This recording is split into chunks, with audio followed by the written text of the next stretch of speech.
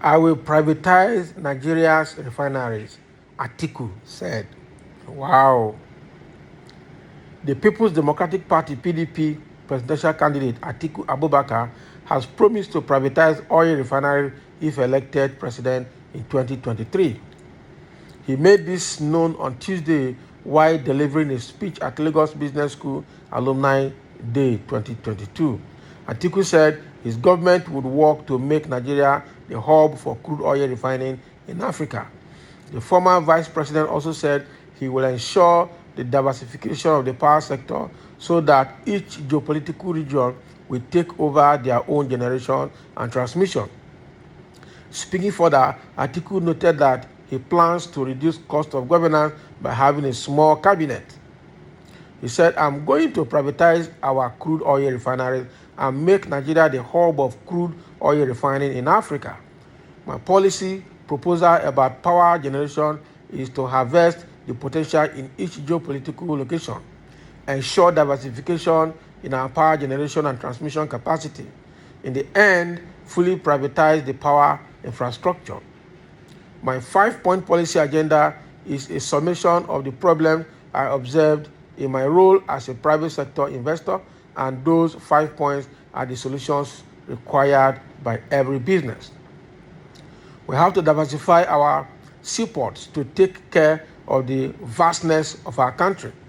I, for one, believe in small government. I want a small government and an effective one. He has long pushed for privatizing the state-owned oil company and other industries, including the electricity industry. It may be recalled that he recently argued for the privatization of the Nigerian National Petroleum Corporation to improve the oil business. Atiku has stated in August that it is not the government's responsibility to handle the management of the oil and gas industry. So Atiku now, in this Lagos Business School Alumni Day 2022, he came there and he also made his promises as usual, right? And he's starting by saying he will want to privatize the refineries. We remember very well that one of the biggest problems between him and Obasanjo today is this privatization. Because when Obasanjo handed over this privatization agenda to him, I think they all came out with a lot of misunderstandings, quarrels, and corruption claims against Atiku. And one of the big claims around him was how and the manner the Ascon plant in Ikodabasi was privatized. That is an aluminum smelting company of Nigeria that was finally sold out at peanuts, far below what was invested in building it. All right, now he wants to privatize refineries. Efforts have been made right from Obasanjo time till today to privatize refineries, and that has not succeeded. And rather than following through to see how those refineries can be privatized and then functionality restored, they all threw their weight and invested their money on Dangote's refinery. And today we say Dangote is the richest person in Africa. Is he really the richest person in Africa? Because without all these political bigwigs throwing their weight behind him and throwing the money they have looted from government into those investments, I don't think he will be the biggest businessman or the richest person in Africa today. So do we really trust Atiku in saying that he's going to privatize refinery in Nigeria? I'm scared. And then say he wants to make Nigeria the hub of crude oil refineries in the whole of Africa. So the one that Dangote is building near Ekpe in Lagos here, what is it going to be? Because that refinery is also meant not to serve only Nigeria, but to be a supply hub to neighboring West African countries. So are you saying that he's going to create a perfect competition in oil refining and product marketing in Nigeria and for the rest of West Africa or Africa at large? Can he create that competition? What about the Hausa and the Northern agenda around the refineries? I'm scared if this will be true. He's talking about the policy about power generation, to harvest potentials in each geopolitical zone. So he wants each geopolitical zone to generate their own power, distribute it, and sell, make profit. That is what he wants to do. Now, there's also an allegation against him, or a claim anyway, that he is one of the major importers of generators in Nigeria today. And it's one of the reasons that all effort to improve the power generation sector of Nigeria has not worked. So is he going to throw away his generator importation business to do all of this?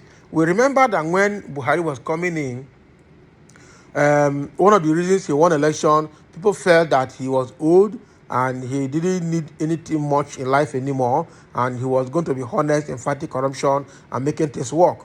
Unfortunately, that old age, we didn't get the value from it, because at the end of the day, corruption became worse than ever under his regime, or in his regime up to now. We have seen corruption at the worst point in the history of Nigeria under Buhari's government. So one mistake that we must not make, we will not look at somebody and say he's old, he's experienced, he must say the truth, he will be honest because he doesn't need anything much more in life anymore, and then believe and trust. And then we vote the person, and then the person will go in there and begin to do otherwise.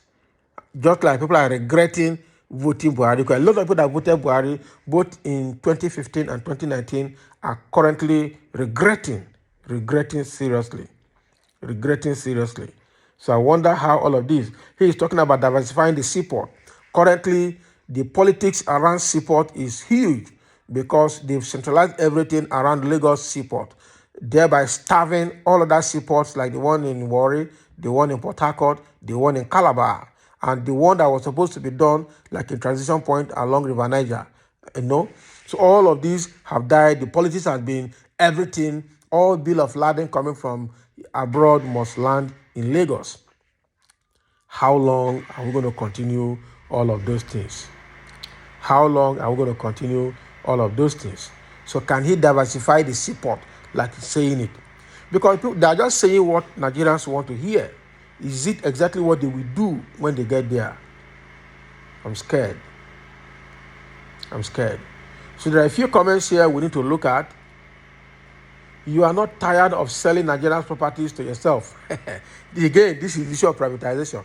Because people are also recalling the huge misunderstanding, laden with corruption claims between him and Obasanjo, his former principal, when this privatization issue came up at that regime between 1999 and 2007.